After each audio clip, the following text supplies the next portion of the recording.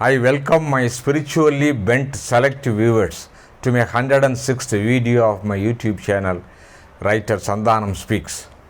Today is Buddha Purnima Day, the day on which Lord Buddha was born, attained enlightenment and attained parinirvana. Incidentally, in my native state, Tamil Nadu, a big festival is being conducted today in which Lord Vishnu gives moksha to a frog turned a saint called Manduka Maharishi. In fact, Buddha's whole career and preaching involved around this liberation, liberating people from misery, worries, from cycle of birth and death. I have a special love for Buddha and perhaps vice versa because I translated the famous book The Gospel of Buddha by Paul Karras into Tamil as Buddha and Punitha Vakku. This book is available in Government of India Publications Division. I translated it 25 years back and it has found a second edition. Truth, a synonym for wisdom, produces periodically a unique sage with a unique message, which becomes the signature tune. Who Am I is the signature tune of Ramana Maharishi.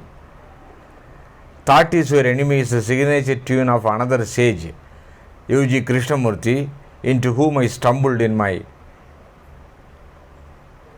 his last years. So also the signature tune of Buddha is Middle Path.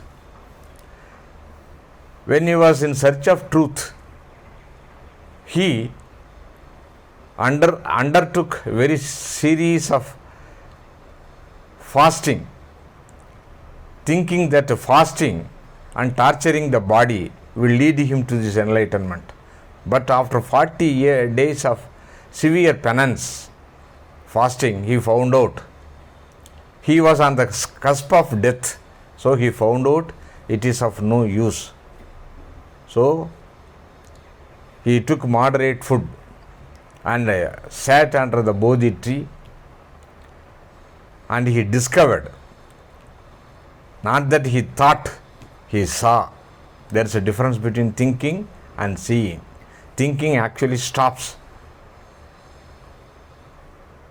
and the truth reveals itself. So enlightenment Buddha got through the sight.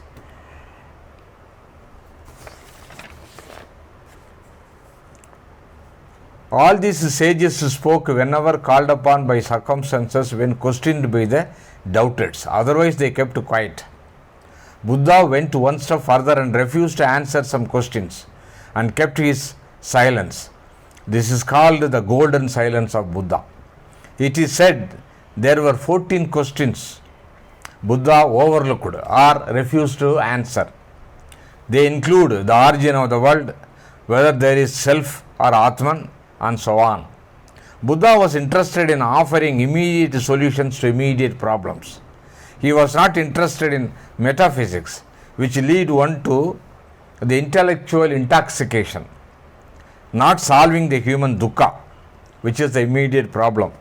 He found out that excessive lust or thirst or desire is the reason for human dukkha, and he offered the solution for it. Coming to Buddha's signature tune of Middle Path or Madhyamika, it is quite necessary to describe the prevalent situation of Buddha at that time. During his time, excessive importance was given to renunciation of bodily necessities, and severe fasting was emphasized to attain this enlightenment. But Buddha found out it is not the means to enlightenment. He discovered this, as I mentioned earlier, by fasting for 40 days, after which his ribs showed off like the birds. and his whole body became so thin like the leg of a camel.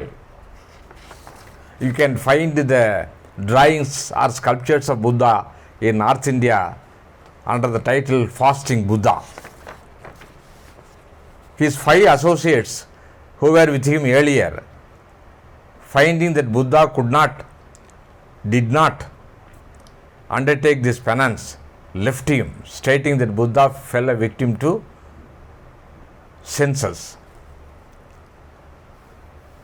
But Buddha in one of his statements says, to satisfy the necessaries of life is not evil. He further explained that body is the only instrument through which one can attain enlightenment. And the body should be nursed and taken care of like a wound. He also cautioned that excessive feeding of the body too will not also do. I am going to read out a passage from the book What the Buddha Taught by Valpola Sri Rahula. The passage concerned. O bhikkhus, considering wisely, the bhikkhu makes use of food neither for pleasure nor for excess intoxication, neither for beauty nor for adornment, but only to support and sustain this body, to keep it from hurt, fatigue, and to foster the holy life, thinking, in this way I put out the feeling of suffering, hunger, which is already there, and will not produce a new feeling, and my life will be maintained in blamelessness and convenience. Considering wisely, he makes use of lodging only to keep off cold, to keep off heat, to keep off gadflies, mosquitoes, winds, and the sun, and creeping creatures, to dispel the risk of seasons, and to enjoy seclusion. So the body has to be taken care of if one wants to attain liberation. In another statement, Buddha says about the body. I had already in my earlier YouTube put out a statement by U.G. Krishnamurti, body is immortal, as well as quoting from Siddhas, how important the body is.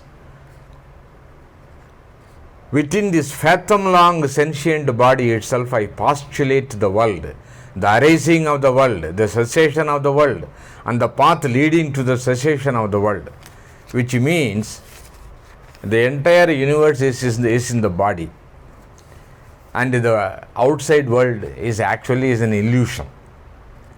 This is echoed by other sages like Ramana Maharishi, U.G. Krishnamurti, and Tamil Siddhas and Patinathar. The words of Patinathar is worth quoting here. He says, Udalakul, Patinathar is another sage who attained this enlightenment. Udalakul நீனின்று உலாவினதை காணாமல் காடு மலைதோறும் அலைந்து திரிந்தேன் பூரணமே, which means without looking into myself, analyzing my body, journeying inwards, I went around loitering over the mountains and inside the forest, which is useless. So here also the Jesus quotation from Jesus is worth mentioning. The kingdom of heaven is within you. So everybody, including Buddha and other sages, emphasized the importance of the body. And also one has to find out, discover this liberation only by himself. Only thing is, these preachers like Buddha formulated some easy way to adopt for the aspirant. The excessive wandering of the mind should be controlled. The mind is always after the desire, excessive desire. As I mentioned, there is nothing wrong in fulfilling the necessaries of life. But the mind is evil, As Yuji used to say, thought is your evil, mind is nothing but a conglomeration of thought. So that mind should be understood. You can't control it. Such a powerful instrument the mind is. One has to understand. When this understanding dawns on you, which are dawned on Buddha and other sages, they knew the mischief by the mind. Though the mind automatically said goodbye to them. But in people like us, it is yet to say goodbye. Buddha never condemned the day-to-day life, as I mentioned. He called the day-to-day life as sammuti, relative knowledge. He never said, put an end to your day-to-day living. You have to live. Being born, you have to undergo all kinds of experiences and dukkha and find out the reason for dukkha and free yourself from this dukkha. And he also spoke about the other truth called paramartha truth, the ultimate truth. By living in this world, by living this sammuti life, you will attain this paramartha life. The key word is understanding. And it is also worth quoting the famous spokesperson of Buddha, Nagarjuna, who wrote the famous book Moola Madhyama Kariga. In one of his sutras he says, life process has nothing to distinguish it from freedom, and freedom has no thing to distinguish it from life process. That is, the liberation and life process are one and the same. You can attain this freedom through only this life process. So with this few words, because Buddha is an ocean, sweet ocean, I can only drink, taking that sweet water in the palm of my hand and distribute it to people like you. So let us remember Buddha and his teachings on this Buddha Purnima day. Thank you.